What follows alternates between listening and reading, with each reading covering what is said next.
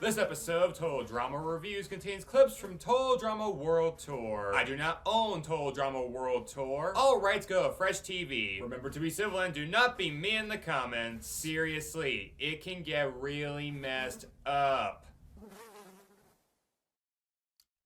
Carpe diem, my name is Ultranatic, and this is the final Aftermath edition of Total Drama Reviews.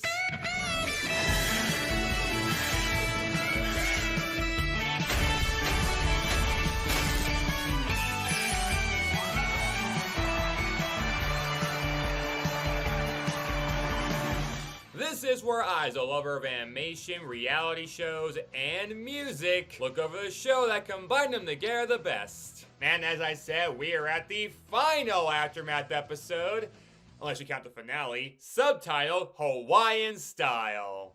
I'd say I'm gonna miss doing these, but am I? Not gonna lie, these episodes were complete formalities to me. I mean, I put all my passion into this show and everything, but I've made it no secret that these specials were the part of the show I cared the least about. Now, that's not to say they sucked, cause in general they didn't, but aside from TDA's third Aftermath, I'm not sure what essential value there is to seeing any of them. But maybe this show decided to make their final one count and incorporate something connected to the players remaining in the game. And yeah, I guess that's neat, but does that measly offering make this episode like a Hawaiian vacation? Or would it be more akin to an Adam Sandler vacation movie? Well, let's find out as we grapple with where pineapple does belong on pizza. I mean, I get where Gordon Ramsay's coming from, but I never minded all that much. This is the Aftermath 8 Hawaiian Style. We open with the usual greeting from Aftermath host Jeff, the Peanut Gallery, and the eliminated Owen, Courtney, and Duncan. And if that sounds like drive-by recapping, it very much is, cause this show does not care to elaborate on the narratives of any of these losers. Good. I'm sick of hearing about them. Please welcome Owen, Courtney, and Duncan. I mean, these three massive characters have given all of us some great and occasionally gag-worthy highlights. I'm not saying they're worthless or that I hate them, but do any of them need more screen time? I have friends who say Duncan gets way too much, which I can't disagree with, but at the same time, Owen's such a figurehead and Courtney's such a boil on the show that they can't help but hog the camera too. And haven't we had enough love triangle drama out of all of these characters? In my opinion, yes, so less of that is fine by me. Too bad Courtney keeps trying to insert that back in and applause if anybody gives a shit anymore. Duncan never uses soap, and Gwen's so lame, there's just no hope. Like, there's living in the past, and then there's quarantining yourself in it. Courtney needs to get her head out of that stage of her life, and she brings this up a lot in the episode. Gwen's a boyfriend stealer. Whoa! Duncan's a dead man. Why did I get introed with Owen and Jerkface? Duncan's feet have 7 toes, and Gwen is so hairy she shaves her nose. I think Taylor Swift was better at moving on from her enemies than Courtney was. I mean, yeah, old joke, but let's pretend I made this 10 years ago. It'd still be kind of true. I still get a song, right? Oh. First, Yeah, thankfully, Jeff's passed it though, so we can focus on something more tolerable than not even finishing that sentence. Why is she still here? What did you do to the mean blonde person? Okay, one funny line by Beth does not justify anything. There better be a good, worthwhile reason for her inclusion here. Wait, why is she in that cast? don't you remember when Courtney and Blanley got booted out of the plane together in China? Get a load of what happened next in this previously unseen footage. And... My leg! Ask and ye shall receive. That makes all this worth it. Well, maybe not, because if you're curious as to why Bridget, you know, the teenager Mildred abducted and shipped off to Siberia as if that somehow wouldn't cause her to immediately be under police arrest rather than be given a pointless shot at $1 million, isn't back on the beach yet.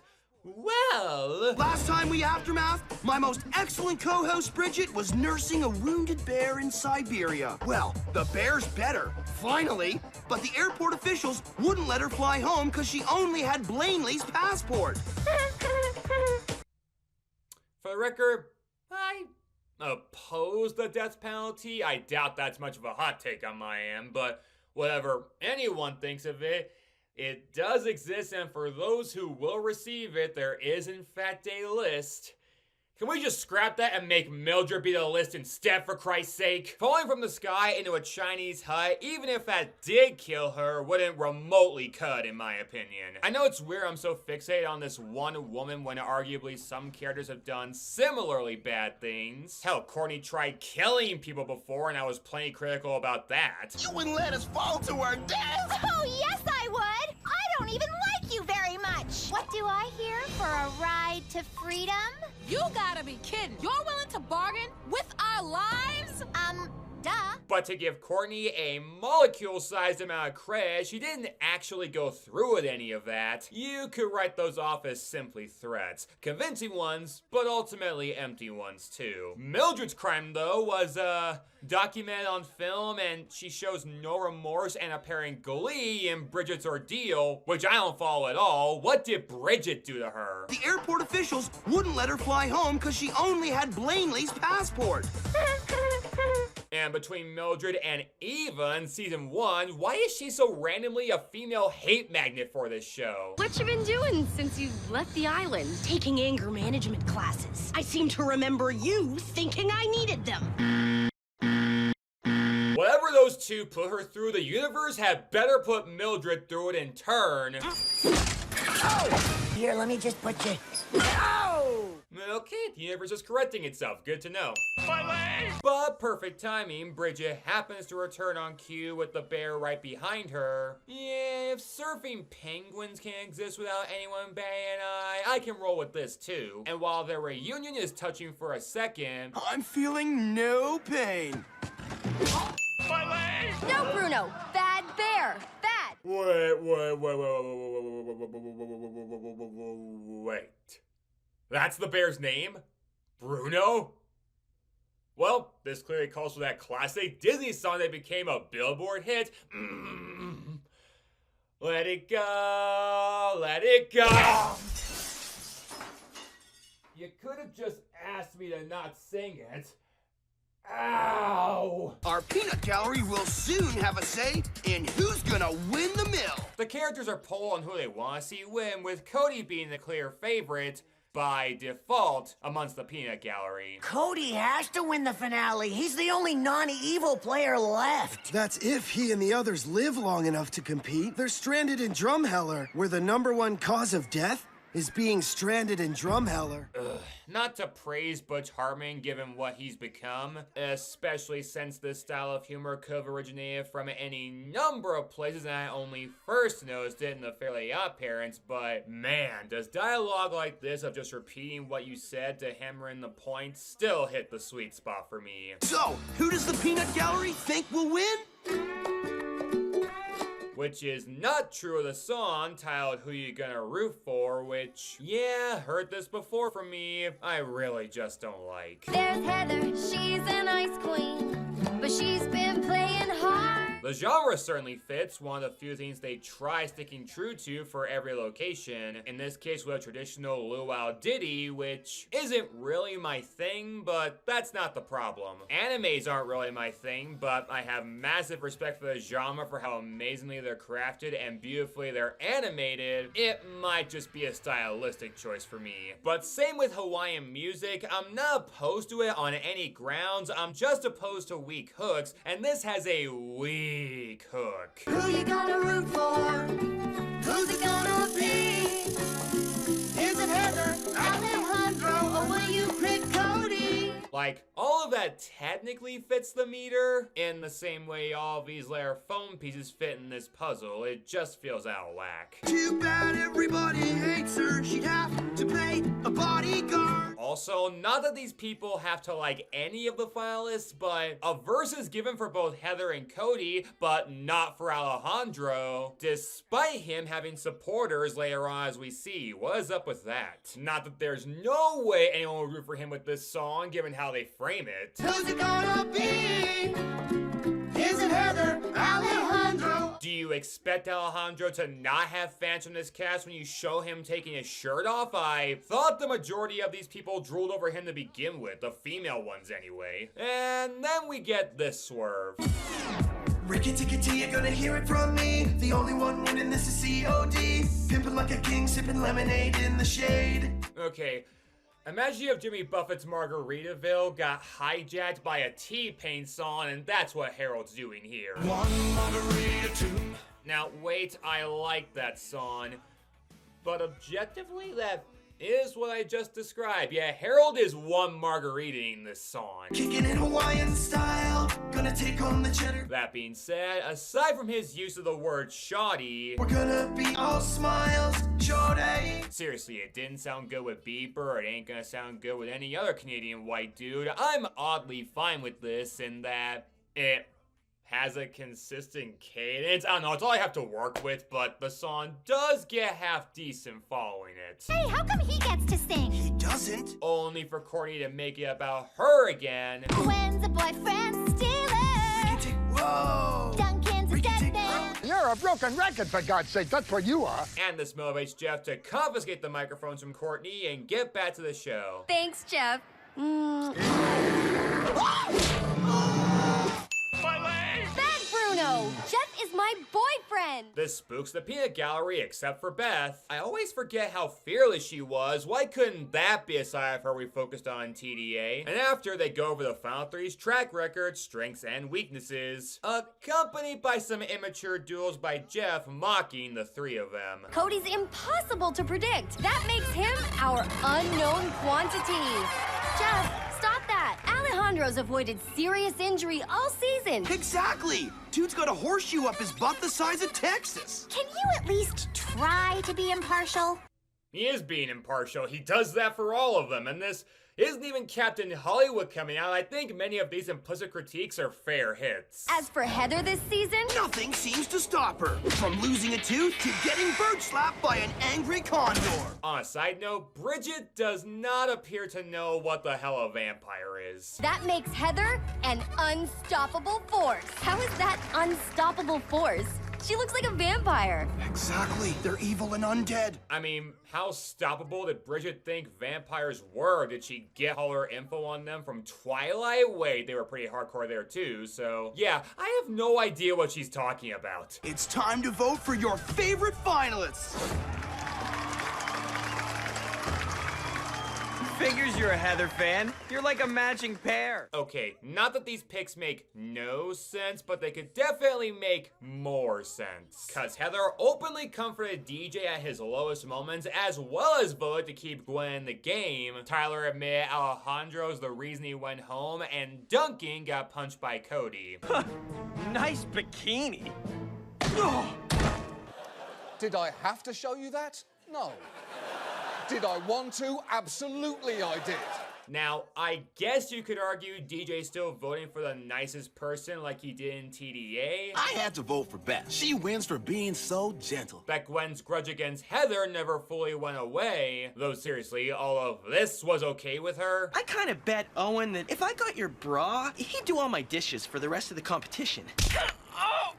That maybe Tyler actually respects the move by Alejandro, which, hey, I ain't gonna knock. And Duncan, no, I'm stumped there. Even if he deserved it, why would he root for the guy who knocked his lights out, humiliating him on international TV? Though to be fair, there's more humiliating ways to go out. There's no way Cody can beat Alejandro. He can't even fend off Sierra. Per Grease's pieces, neither can you, Courtney. The hell is your excuse? Alejandro blew all of you off the map. He's the best player the game's ever had. But to give some praise to Courtney for once in a long while, I do respect, given her prior experience as a villain, how much respect she's heaping on to Alejandro, even if realistically he's at least half a reason she went home in China. Yeah, I know Courtney's a big personality, but her helping him cheat in the challenge probably lost any plausible favor she could have gained with the rest of the cast. I am a CIT. I am not a loser. But whatever, after some minor shenanigans, we cut to the challenge these people would compete in. Peanut Gallery, have you missed being in the game?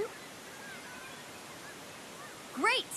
Well, predictably funny, but Seriously, not even Courtney raised her hand? Hey, she makes herself one of the main characters in the episode. Who else am I supposed to talk about? As Bridget announces they'll all be competing to help their favorite contestant receive a potential advantage in the finale. Even Mildred.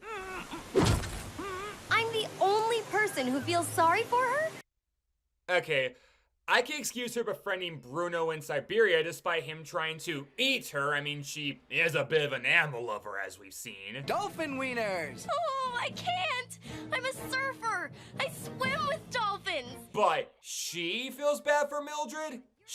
I just took Bridget to the airport to shoot a special report, slipped my passport and ticket into her purse, and helped her on the plane right before takeoff. I'm sorry. I don't think even Jesus would be that forgiving if Mildred did to him what she did to Bridget. Like, I support this kind of heroic kind-heartedness, but if you look at the playback, she was chuckling at you being stuck in Siberia. I'd stand behind you giving Mildred your own killer left hook like Cody did to Duncan. Owen, Eva, Justin, and Lashana, you're on Team Heather. But ironically, she does force some of the gallery to back Heather, so she logically picks the two people she most screwed over in season 1, her biggest enemy in every season, kinda, and then a reluctant Owen. Who's going to represent Team Heather?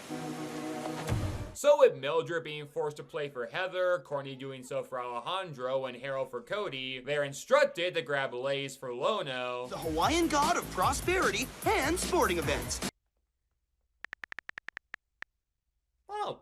So they were only half joking there. They were definitely being accurate about the prosperity part. And then surf down mountain, avoiding chunks of lava from a nearby volcano. But before they do, they're asked to pick an animal that best encompasses the player they're repping. With Mildred picking a Doberman for Heather. Which animal best represents Heather? I think she's pointing at the Doberman. Then Heather's spirit animal is a Doberman. Depending on the gender, did she just call Heather a bitch? Courtney picking a jaguar for Alejandro, and for Cody, Harold choosing a deer. I have my reasons, ones that go beyond his large, innocent eyes and tiny tail. You know that since Rajbo became a thing, I saw Mock and Rodas make videos of all the game moments in the new seasons of Total Drama? Should someone do the same for the old seasons too? These characters are about as straight as a U-turn. Post-editing update, I forgot Mock and Rose made a video for that too, but impressively, this clip was not included, so an addendum might be in order, just some friendly advice. Either way, I recommend all of you watch those videos yourselves. I just want to spread the love the way they did themselves. Here's the catch. You have to put the lay on your team's spirit animal to win. And you mocked me for the deer. Never doubt my mad skills. Well, props to Harold for his 3D chess move, assuming he can beat Courtney physically, which in retrospect is actually totally possible. I am always ahead of this game. Except when you're not, which you won't be, because I can totally handle a jaguar. I believe her, she can. But then why was she so scared of the shark she dominated the season prior? Courtney, you look terrible. You should see the other guy. I took care of your buddies, and now it's your turn. Shark? Again, for all my gripes with her, when she was badass, she was bad-ass. Do not erase those qualities about her. Sorry, but Chris said we had to make you sing a song. But yeah, we get a second song in the episode, ironically to be sung by the two people Jeff implicitly banned from singing earlier. I like a party as much as the next guy, but Harold, I gotta draw the line. This is confiscated. Well, okay, it's not what he officially did, but you can tell he's not keen on this arrangement either. But he does at least insist Courtney sing about someone who doesn't wear a ton of eyeliner or piercings. Rockin' in Hawaii style, surfing down this magic mile. And yeah, this song, titled I'm Winning This, is a substantial improvement from the first in that I actually give a shit this time. One last chance to prove my might. That's what keeps me up at night. The melody is structured, Courtney, Harold, and Owen all sing competently, and the lyrics are coherent and on point. Heck, even this one pause Owen delivers fails to break up the flow. Sure, you're stiff and don't move much. So what if you can't such and such? You're the queen of Heather's team. It reminds me of the Break 9 Days making their signature hit, Absolutely, Story of a Girl. Absolutely never. This is the story of a girl. Wow. I mean, we could have done like a dramatic key change or, you know, let loose with the vocals, but man, goddamn, a slight pause in the first line. We are the voice of a generation. I'm winning for real. Yeah, I'm winning this. Not much to comment on musically past that, though again, what effects budget does this show have for these characters to hallucinate other contestants like this, and then Mildred being used as a surfboard? My leg! Yeah, whether she were a size 0 or not, like she said in China, I'm pretty sure the estimated 300-pounder Owen would break her in half standing on her. My leg! Yes!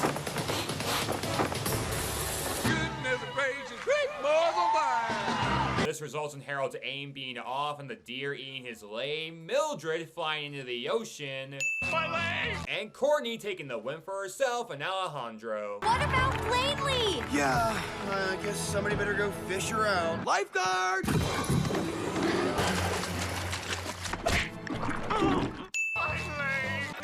Excuse me for interrupting, but where's my prize? That was pretty unbelievable, Courtney. Seriously, no one was supposed to win. What? It was Chris's idea. Aha! I knew Chris was trying to craft a reality show version of this game.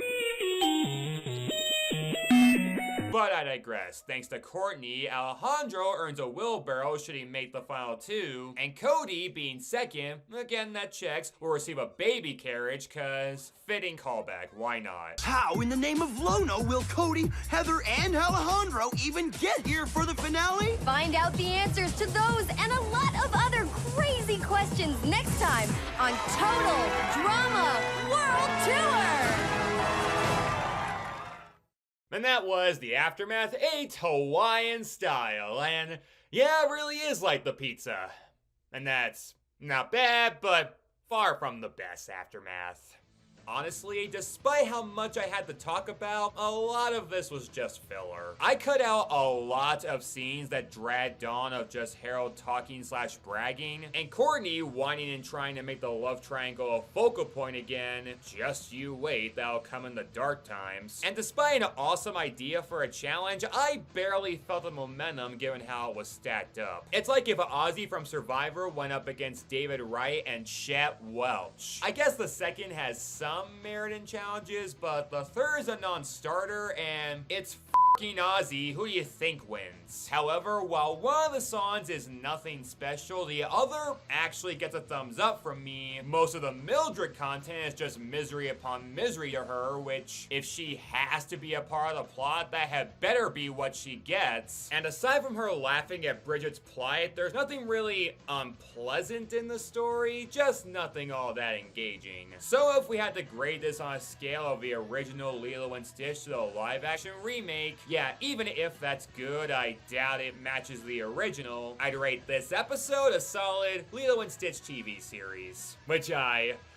guess is a compliment all around. That show was more than fine, but not the most satisfying way to praise an episode. I need something more definitively amazing for my screens. Is there any chance the next episode gives me something more on that level? I'm gonna make it. They can't stop me now. Let them try. This is what I'm talking about. It's time to try the